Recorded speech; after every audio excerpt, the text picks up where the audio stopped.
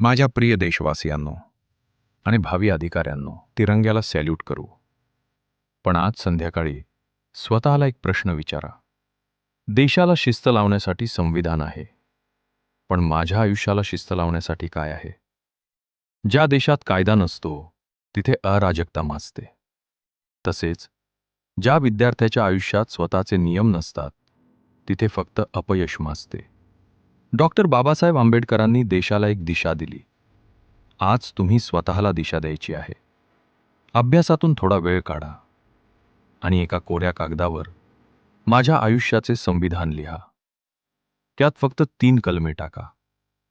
कलम 1, सार्वभौमत्व. माझे निर्णय मी स्वतः घेईन. मित्रांच्या आग्रहाखातर किंवा नातेवाईकांच्या टोमण्यांमुळे मी माझा प्लॅन बदलणार नाही. मी माझ्या वेळेचा सार्वभौम मालक असेन. कलम 2, सचोटी. मी स्वतःशी खोटं बोलणार नाही. जर अभ्यास झाला नसेल तर झालाय असं भासवणार नाही. प्रामाणिकपणा हाच माझा धर्म असेल. कलम 3, कर्तव्य. अधिकार मागण्याआधी मी माझे कर्तव्य पूर्ण करेन. रोजचे टार्गेट पूर्ण करणे हे माझे मूलभूत कर्तव्य असेल.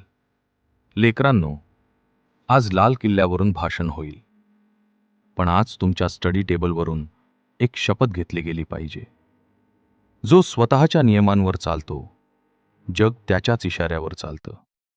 या प्रजासत्ताक दिनी स्वतःला स्वयंशासित करा. कारण जो स्वतःवर राज्य करू शकत नाही, तो जिल्ह्यावर राज्य कसं करणार? जय हिंद. तुमचाच मेंटॉर.